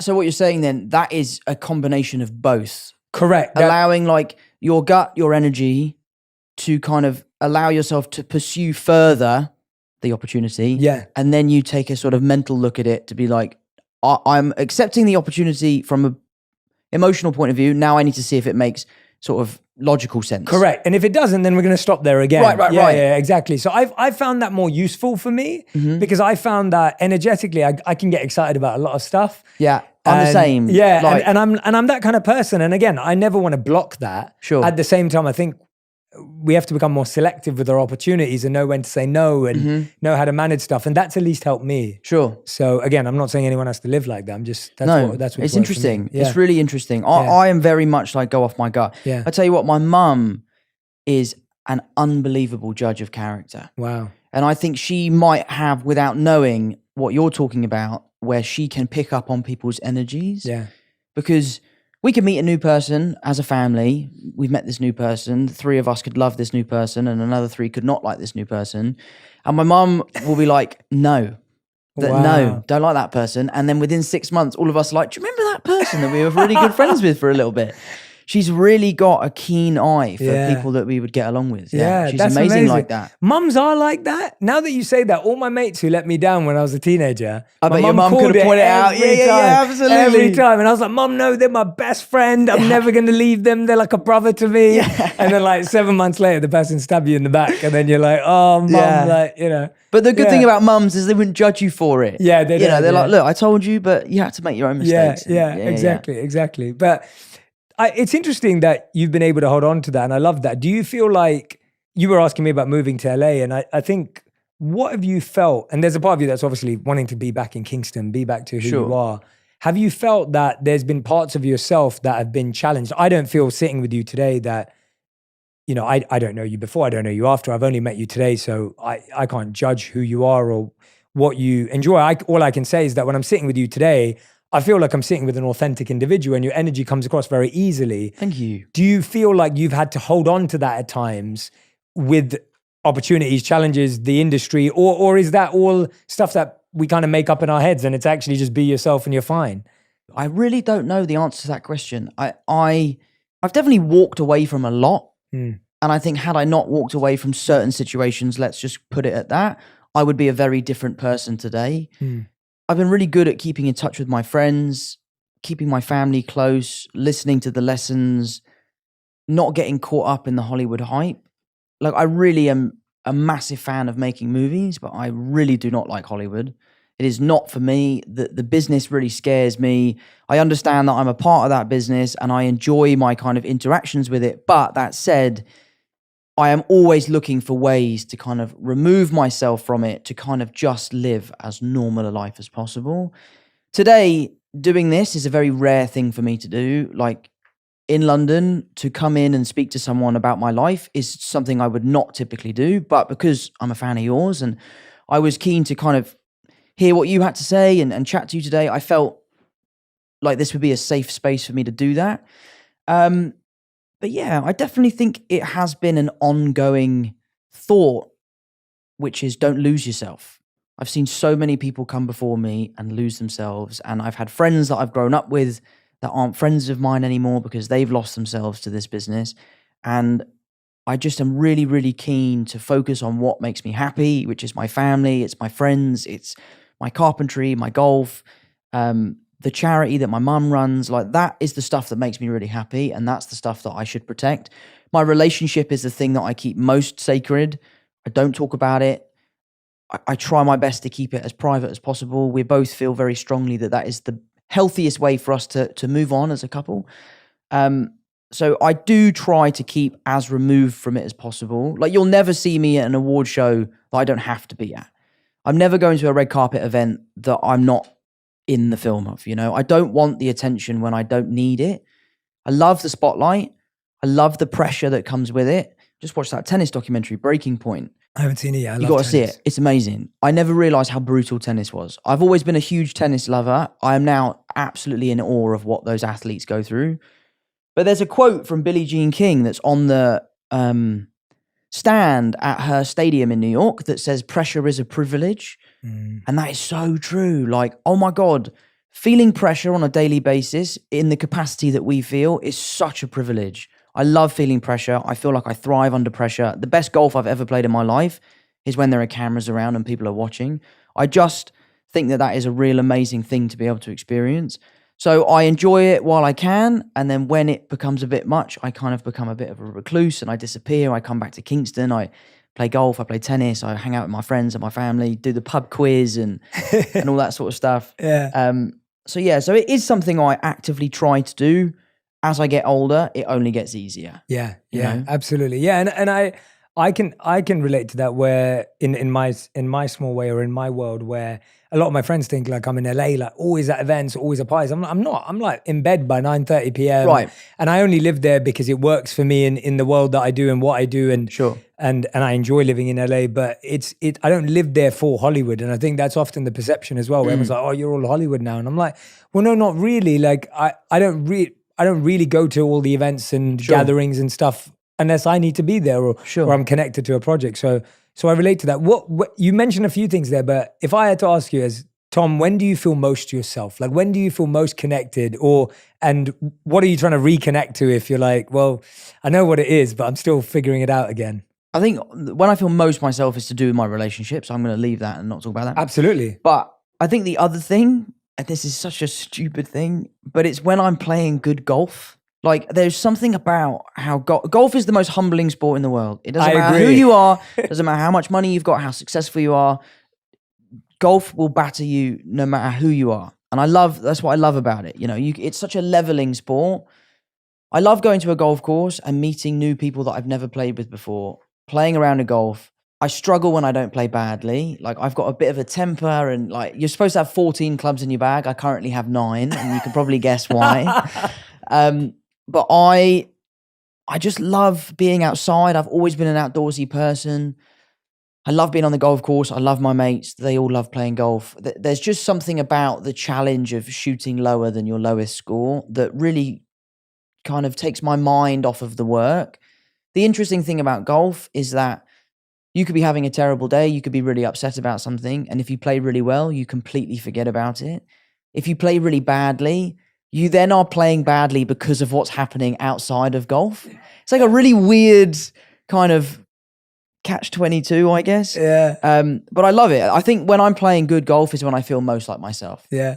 Wow. That's a unique answer, but I get it. Yeah, it's weird. Yeah. I've only ever played golf like twice in my life. Right. And I totally get the point of how humbling it is horrendous. No matter how quickly you pick up other things in life, golf is not one of those things that you pick up that easily. Oh, mate, you can sign the biggest deal of your life and go out to play golf to celebrate and it will ruin your day. Like absolutely ruin your day. Don't go out to play golf to celebrate. No, ever. never go out to celebrate. No, crazy. No. Do you still play any sport? I love playing football when I'm back here. Okay, so that's one of the things. My mates know that when I'm back in London, we're going to play a game Where of do you football. play? Well, we will just play on like a 7-a-side pitch or a 5-a-side pitch, like close to northwest London, which is where most of my mates are. So like Stanmore, Edgware, Watford, that's like where all my mates are. And so we'll just go rent a pitch, kick a ball about. I'm not any good anymore, but I still got the full kit and the socks. And, love all it. that kind I of always stuff. look dressed to impress, bro. I've actually got Neymar's kit, like from him. Oh, wow. So you best believe I'll show up to 5-a-side in his full kit. I love it. Is it signed by him too? Nah, it's not signed by him. No, that's just his kit. We went on a lad's holiday to Portugal recently to play golf, and at the resort we were staying at, the people were so nice. They said, let's have an England versus Portugal football match. There was like, I think there was 8 of us, and there was a bunch of Brits that were working at the resort, so they kind of joined our team, and we literally did England versus Portugal. It's a full-size pitch. We did 60 minutes, 30 minutes each way. I'm fit. I train every day. I absolutely love my fitness. I really, really am into it. By the end, I could not make 5 paces without my legs cramping up. They are so fit, these football players. It's unbelievable. And we won. And it's so funny how the first 10 minutes of the game was really friendly, soft fouls, sorry, mate, your free kick. And by the end, it was savage. It was really intense. Wow. At least you won though. We won. I got an assist. Okay. It was actually a glorious assist as well, actually. I pinged the ball over the top. My brother made a run and it bounced and he managed to get his foot to it and he chipped the keeper and scored. wow. It was... But there's no footage. There's no footage. No which proof. Is, yeah, no proof. Yeah, no proof. I sometimes think when the whole no proof thing, like we had the craziest experience of my life the other day. I'll tell you about it. Because our lives are so crazy, like why would I lie? But the other day, we went swimming with killer whales in Mexico. I said the other day, it was last year. And it was one of the most humbling experiences of my life. There's no proof of it. There's no evidence because it was so off the cuff. We weren't planning on doing it. So most people I tell are like, you definitely didn't do that. But we were in Mexico and we were on a boat and we just so happened to see this pod of orca. Jack, my security guard, thought it'd be a good idea to jump in. He jumped straight in, flippers on, goggles on, and we were driving to keep up with the whales because they were kind of following our boat. So by the time Jack had jumped in, he was like this. He was like 100 meters away, and you could see him, and the whales were like swimming around him. So I'm starting to freak out because he's a good friend of mine. And he's your security guy. And he's my security. I'm like, Jack, we got to get back to the hotel, bro. So I said to the guy, like, excuse me, sir, can you turn around and go and get my friend? Because we now can't see him anymore. Like, he's gone. God. We found him. We got him back in the boat. And he sort of said, like, lads, you have to get in. It's unlike anything you've ever seen before. My brother Harry's, like, Googling whether or not it's safe to swim with them. And it's sort of, the general consensus online is don't go swimming with killer whales. You can. There's never been a recorded attack in the wild.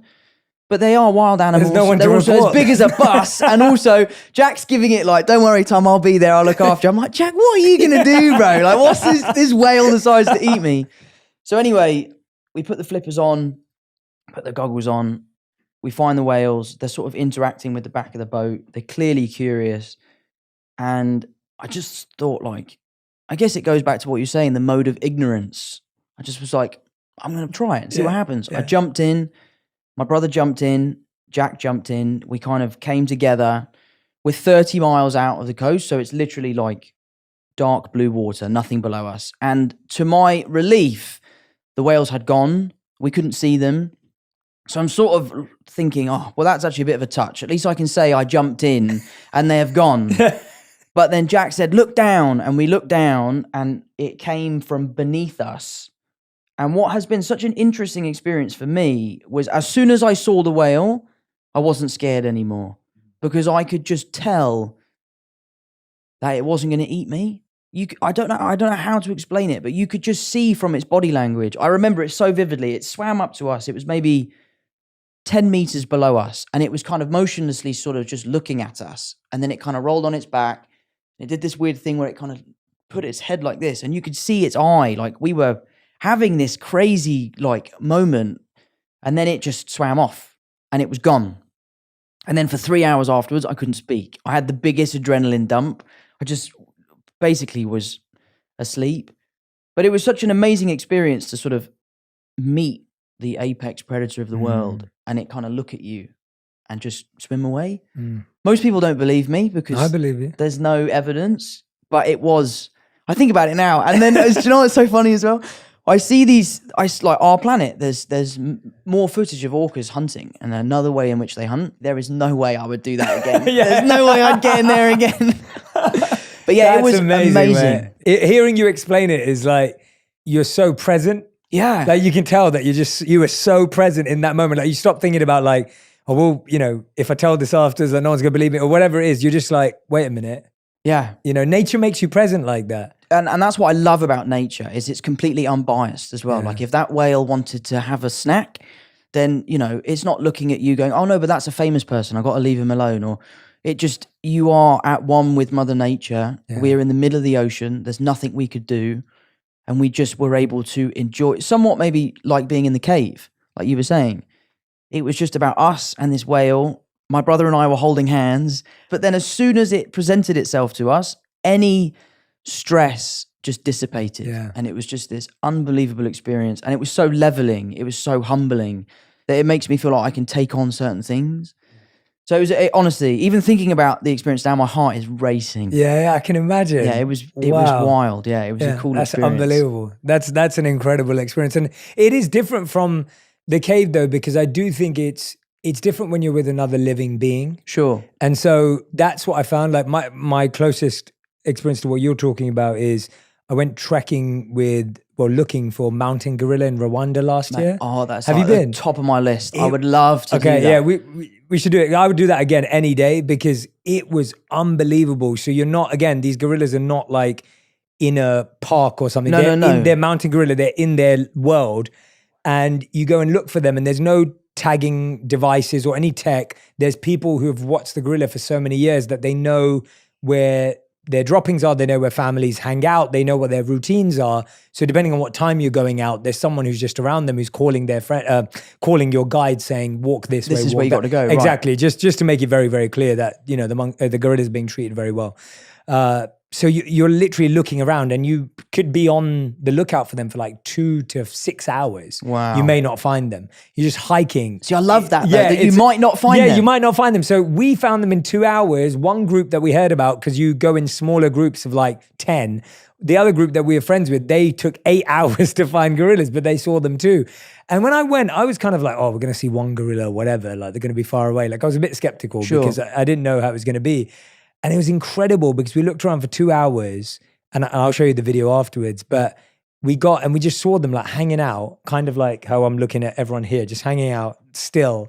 And then all of a sudden they all started walking together and there was a family of 20 gorillas. Wow. And so you got 2 silverbacks that are like, you know, they're like, their fists are like, like just huge. Slap you and you're gone. Yeah, exactly. And it was really interesting because the guides who were there with us, they said to us that when you go close to them, kind of like, and this is why I remembered it and why I'm telling you, it's because when you were talking about the way the whale looked at you, and it was kind of like, you knew it wasn't going to eat you. Yeah. And so they were saying that when you get close to these gorillas, the only thing you can't do is you can't touch their kids and you can't touch them. Yeah. And so you can't drop something near their kids and then try get it back because they'll think you're trying to harm their kids. Totally. But what they recommended was, they said you had to make this sound when you see them, and this sound means we come in peace. And so the sound was, so that's, you have to make that sound. And I was like, all right, this is some Disneyland stuff. Yeah. That sounds like nonsense. I was like, yeah, I'm not believing this stuff. Like, whatever. Like, I was like, all right, I'm going to play around with it. Yeah. And so I'm walking around. So we go to the gorilla and we get close to them. And I made that sound because we were told, they were like, make that sound. And then the gorilla did it back. And it was just unbelievable. And then there was this one moment where we were walking and we were literally surrounded by gorilla. Now I was getting it. And that's when I was like a bit scared because they were like all around us. And like literally if they ran at you, like I'm done. Yeah, like, you know, nothing you can do. Nothing you can do. And so they're walking around us and this massive silverback came up. So my business manager was with me as well. And so he's there. He's like my godfather in LA. Like he takes care of me. Love so it. very close to him. And so this big gorilla that walks behind him, and like, I'm looking at him going, oh man, like he stopped, and we're all looking at him because he's got this massive silverback behind him, and we're all like, how do we tell him to move? And the guy's like, just be still, like just, you know, be really present, like you can't freak out. And the gorilla just went wow, behind him, amazing. and he moved out the way and just walked past. Wow. And it was that same presence that you're feeling that I felt with them. And that's what I mean, being with another living being is spectacular. So do you think that level of ease comes from the helpless nature of being in the presence of an animal that could do to you whatever they want to? Like, I think part of the reason why I felt so calm when the whale had come up was because there was nothing we could do should it go sideways. Yeah. And I think finding that kind of inner peace of like, I've made my mind, this is the choices I've made. I'm here now. There's nothing I can do. It's almost like you should make peace with your choices, I guess. yeah. I don't know.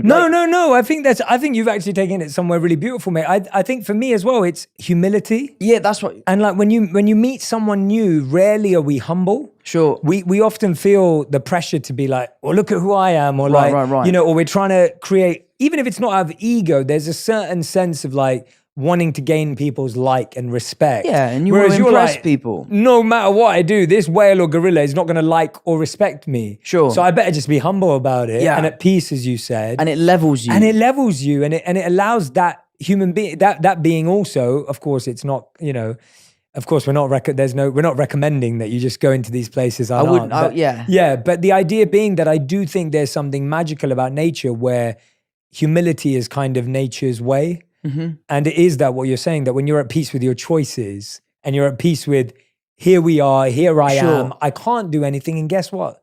It's okay. Right, that's what I'm saying. Yeah. It's somewhat sort of like I've made a decision. If the decision is a mistake, you got to live with it because you made it, I guess. I want to talk about sports because I was thinking, so I play a lot of tennis, play a lot of football. Love it. Play a lot of pickleball now. You play a lot of pickleball, because okay. that's become a thing Big in LA. LA thing, yeah. But I'm massively more into paddle. I don't know if Mate, you've ever... I love paddle tennis. I love paddle. Paddle tennis is so I fun. want that to blow up in the US, but it's not going to. So when I went to Dubai and I went to Miami and I went to Madrid, because it's big in Spain. Mate. Are they playing it here? Yeah. My local tennis club has got 2 courts. No and way. You can't book them. They're so sold out. All right. Honestly, paddle tennis, I love tennis. Yeah. I think tennis is one of the best sports in the world. Yeah. And I think that, they are the highest performing athletes, in the world. But it's really hard, tennis. Yeah. Like, I find, unless I'm playing with someone who's much better than me, I don't play well. Yeah. Like, I need to be chasing someone. Yeah. Paddle tennis is so social. It's easy to have great rallies. You still get the satisfaction of really smacking a ball. Because pickle it's all about placement and trying to kind of one up your opponent. Whereas you're playing at the kitchen and just doing exactly. the dink. Yeah. Why is it called a kitchen? I have no idea, and so I play pickle like paddle, right? Because I'm like no, it's nonsense. Yeah. Like why? I do like pickle, but paddle tennis. Paddle's amazing. Next time, Paddle's one of my favorite. I was in Dubai with a client for work for months, a couple of years back. I played it every day for 3 months. That's great exercise. And it was just, it's the best workout, the most fun. Like time just flew, is amazing. But I was bringing it back to sports because I was saying, you personally tried to recruit Mbappe for Tottenham. I did, yeah. And I just thought that was amazing because I was like, I've never seen this ever happen before where, someone's using their clout in the right way. Listen, I saw him. I'm a mad Tottenham fan. And I just thought, now's my chance. And he said no. The deal didn't go through. No signing bonus for myself. That was a crazy trip, that going to the Ballon d'Or. Yeah. We were there for Spider-Man. Spider-Man was coming out. I'm not really sure how that was promo for Spider-Man, but like it was part of our trip for some reason. But it was amazing meeting these players and I admire them so much. It's incredible when you can notice other athletes and other greatness. And I see that at the top. We've talked a lot today about, and you're really good at this. Like I feel like you're quite tuned into like admiring and observing greatness and like the 1% and trying to figure out what they're doing differently.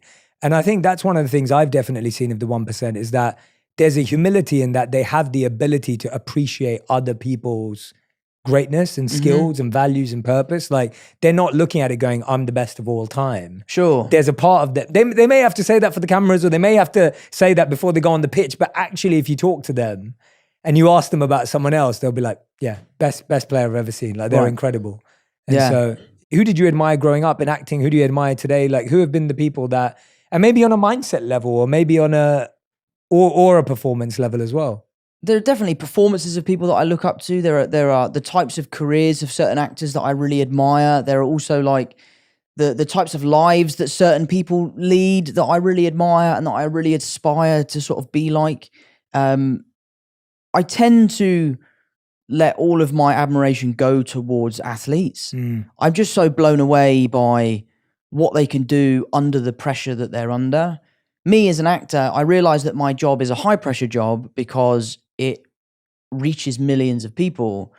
But that said, there are so many people that help me get to where I need to be. I get picked up, someone makes me breakfast, someone writes the words that I'm supposed to say, someone chooses my costume, someone does my hair and makeup, someone sets the camera up. Ultimately, I walk onto set and I do my bit, but I'm a small part in a massive machine. But when you look at someone like Djokovic or Federer or, this new Alcaraz, or the golfers or Lewis is slightly different because Formula One is so much about the team and the car and all that sort of stuff. They have to do it themselves at a certain point. There's only so much help they can get. But then when they walk onto that court for the first time, when they walk into the ring or into the octagon, it's them by themselves. They're under that amount of pressure. It's up to them whether they deliver or not. And I just have always been admiring of seeing some of the greats lose their win streak and come back even stronger. I've always really been an admirer of people that are able to do that. I think it's a folly when you see these win streaks of 50-0 and all that sort of stuff. And you're like, well, that to me isn't what a champion is. A champion is someone who had it all, lost it all, and got it right back again. Tyson Fury's story is a crazy one. I'd love to see AJ come back and be on top again, because I'd love to be alive to witness that legacy that he would leave behind. You know, I feel sorry for him, what happened to him when he sort of seemed to really lose it a little bit in the ring when he took the microphone. And I'd love to see him back on top and to have some clarity and to be a champion again, because I admire him as an athlete. So I save most of my admiration for athletes and musicians. I love musicians. I see someone like Ed Sheeran, have 80,000 people in the palm of his hand. I think comedians are equally as talented. The ability that they can just go on stage and make people laugh, that is terrifying.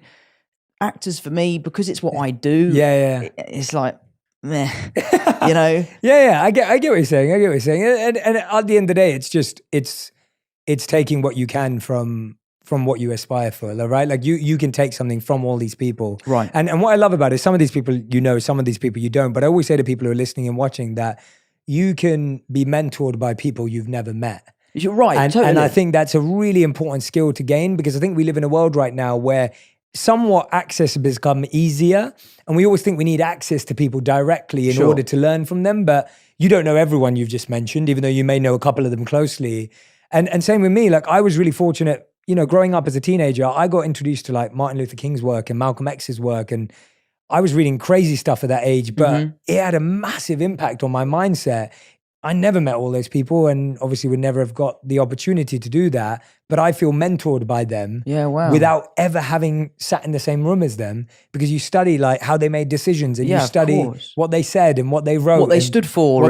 And how, and the parts that you don't hear through history, the parts that were actually more difficult. And of course. The parts where they weren't the perfect hero. Right. And so all of that kind of stuff. But Tom, before we go to the final five, you've been so gracious with your time today. I have to ask you if you want to clarify the Harry Kane situation, because, and I'll tell you what, the reason why I say this is I had the dream. So I'm a Manchester United supporter. Everyone in my community knows that very well. Right. I have always had the dream that Harry Kane, when Wayne Rooney retired, Harry Kane was going to come to Manchester United. Okay. And he was going to follow in the footsteps of all the great England forwards that have played for Manchester United. That didn't happen. No, it I'm didn't still happen. holding on to that dream. But you want him to go somewhere else. Well, listen, let me just clarify, right? I love Harry Kane. I love Heung-min Son. Heung-min Son is my favourite football player. He is a hero. I love Tottenham. I'm a big Tottenham fan. But I know that those players could thrive and have the best careers ever somewhere else. I just want to see Harry lifting a trophy, and I want to see Son there by him, and I just don't think you're rooting for the individual. Yeah. I'll always be a Tottenham fan. I love being a Spurs fan. My brother Harry and I, we've really bonded over it. But I just, Harry Kane's one of the best strikers in the world. He would fit into almost any team, and I'd love to see him on top. Yeah. And interesting question. Do you think he would have had a similar season to Haaland had he gone to City? Ooh, that's I personally think, because I think Haaland's amazing. I think Haaland, with his age, his strength, and his mentality. You know what's crazy about Haaland is, I saw this interview, and obviously it hurts me to say it, but City and all. But when Haaland did this interview, he just scored I can't remember which game it was. He's unbelievable. He scored 5 goals that game, and he was like, I should have had 7. And the interview was like, come on, though, take some credit. Like, you scored 5 goals. And he was like, yeah, I'm happy with that, but. He goes, there were a couple of assists that should have gone in. And I thought that mentality, that's a winner's mindset. That's a winner's mindset. I was like, he knew exactly which opportunities he missed. And I was like, so I think it's an age thing. I think it's a strength thing. I feel like Haaland's kind of like, I've always compared Haaland to Ivan Drago. Like, he was made in a lab. Right. Like, he was made, he was manufactured to be this incredible talent. He is incredible. And I think City's good with he admits, he scores a lot of tap-ins. And I think that's his game. Yeah, but mate, there's no pictures on a scorecard, No, in a good way. Totally. I'm saying he's been built in that way, and City play that way. I don't know if Kane's a tapping guy. Sure. His goals have generally been a bit more diverse in that sense. Magic. Magic is the way I would describe Kane. Yeah. No, I love him. And obviously it's a typical thing of the press are out saying, oh, Tom Holland's begging Kane to leave. I'm not begging him to leave. I love that he's at our club, because I'd be terrified to see where we'd be without him. But I just love to see him have the career I know he could have. Yeah. What do you think of Jude Bellingham to Madrid? I think that's a great move. I love that. You just want everyone to I do love it. that. And what's interesting is that all of my friends in Spain are from Barcelona. I have one friend from Madrid. I've always been a big Barca supporter because I used to go to Barcelona all the time as a kid. I had a few weekends where I'd say to my mum and dad, I'm going to my friend's house, and I would go to Barcelona. How did you pull that off, mate? Just sneaky, bro. If I told my Indian parents that, I was like, they know the dial tone straight away. And Mate, I got caught. My mum called me up and was like, where are you? I was trying to say I was at my friend's house. She said, no, you're not, because I'm here. And I was in La Ramblas in Barcelona. But I just love players. I think Jude Bellingham's amazing. And, you know, I just love to see what he could do there. Yeah, I think totally. it's the thing for me is I love legacy. I love seeing what players can do. I'm less about the teams. That's what I love about tennis or golf. You know, it's not about the team. It's about the player. So I would just love to see what he could do there. And, you know, I'm sure one day we'll see England raise a trophy. We've got such a great young team. And I admire them all. But yeah, I think it's a great move for him. And he's only 19 or something like that. It's insane. Yeah, he's 19. I mean, that's wild. It's incredible. He's a year older than my brother Paddy. That's mental. Mate, you've been amazing today. Honestly, this is, this has been some of the most fun I've had in a long time. Yeah, so me thank too. you. Thank you. I appreciate it. I want to ask, we ask everyone the final 5. And so these are the fast 5 questions. Okay. Which means answers have to be 1 word to 1 sentence maximum. Okay. No more than that. Done. Okay. And you don't have to write or spell them out. So no problems. That'd be a long, so segment. none of that. All right. So Tom Holland, these are your final 5. Question 1, what is the best advice you've ever received? To turn your nerves into excitement. I like that. We've never had that on the show. I love that. All right. Second question, what is the worst advice you've ever received? Move to LA, get a marijuana license, and buy a hot tub. Who told you that? Mark Wahlberg. That's brilliant. No, he told me that on a chat show, so I don't know if that was legit advice, but I didn't take his advice. Okay, good. Yeah. Well, who would you have been if you took that advice? Who knows? Yeah, Who knows? All right, question number 3. What's the first thing you do every morning and the last thing you do every night? Make my bed. It's the first thing I do. And the last thing I do before I go to bed, admittedly, is I check my emails, which I shouldn't do. But that is what I do. Yeah, it's bad. Yeah, we asked that just to make you aware of what you need to change. I do need to change that. Making my bed is a good start. I used to never do that. And now, like, my first thing I do is I make my bed. That's like my first challenge of the day. It's it's an easy one to get done. Question 4, what's something you're trying to learn at the moment? I'm currently taking golf lessons. And We see a trend here. it's not going very well. Where are you at the moment? Thing is with golf is that the golf swing is a very, very particular thing. So in order to get better, you do have to take quite a few steps backwards. I've taken maybe 25 steps backwards, but I will benefit from it eventually. Are you doing it every day? Every day. 'Cause Not I've always lessons said- every day, but I practice every day. I've always yeah. said that to my wife. I was like, I want to go away for a month and I want to get a trader. I'm going to play golf every single day. Oh, mate, I 'Cause know a that's great the only teacher. way that's the only way. I had a really, so one of my clients took me to PXG in Arizona, Yeah. which is like this beautiful place, Bob Parsons' place. And I had a coach there for 2 days and I was like half decent after 2 days Yeah. because the coach was so good. Yeah, mate. And when I got back to LA, I tried to get a coach and I couldn't find a good one. And then I had a coach that literally, he came highly recommended, but it didn't work out for me. He didn't let me take like 0.7 of a swing before he gave me feedback. And I was like, I just That's need to tough. hit a few. Like I need to kind of just, and it was like every time I was about to hit the ball, I'd be like, nope. Sure. And I was like, I just need to kind of like get a feel for it. And so The guy yeah. I go to is a guy called James Heath. Okay. And he does most of his teachings off of feel. So it's not about numbers. It's not about results. It's more about how do you feel. He calls it the feels. So like I'm working on twisting my hips more in my backswing. And he will say to me, how does that make you feel? Like physically, where do you feel the stretch? Where do you feel the pain? Where do you feel the pinch? Great question. That's what I need you to feel. And I, coming from a dancer's background, that's a really great way for me to learn because everything in dancing is about feel. Yeah. So if you need a great teacher in London, James Heath is Thank you, your guy. mate. Thank you. Shout out James Heath. Yeah, Love shout it. out James Heath. 5th and final question. If you could create one law that everyone else in the world had to follow, what would it be? I don't know. I don't know what one law would solve the most amount of problems. What would you say? Curious. I'd probably go to something you said earlier. If I'm giving a genuine answer, Yeah, like yeah, a yeah. real answer, is I really wish there was a life school.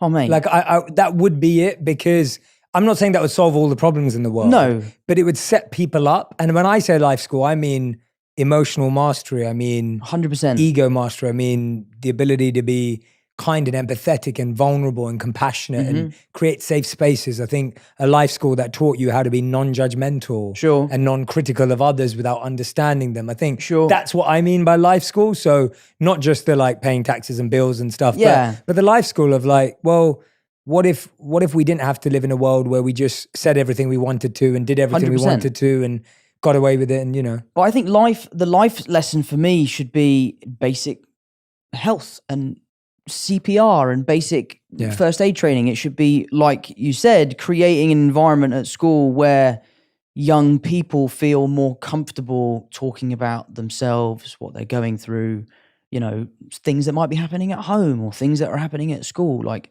I think that would be an amazing way for us to be more expressive and more comfortable expressing. And again, like, I know I keep going back to it, but it's about what my show is about, which is you should feel empowered when asking for help. It should be something that you're proud of. Like, you're recognizing that you have an issue. It might be an internal issue, it might be an external issue, but you are seeking help, which I think is very admirable. Yeah, absolutely. Yeah. I do encourage and recommend everyone go watch The Crowded Room. I personally am loving it with my wife, honestly. Like, I barely watch TV shows, if I'm completely honest, and it's because I like something that makes me think and reflect and, you know, and entertain me at the same time. Sure, great. And I think it does a brilliant job of doing all three. Like, it's gripping. I'm like trying to figure out what's going on next. Nice. At the same time, I'm like, it's amazing watching you being able to be this very different character to what we know you as. Sure. And that's really impressive. So even even on a performance level, I'm like, I'm forgetting that you are Spider-Man. Nice. Right? Like, and that's how I watch movies, where I'm like, can I forget who this person is?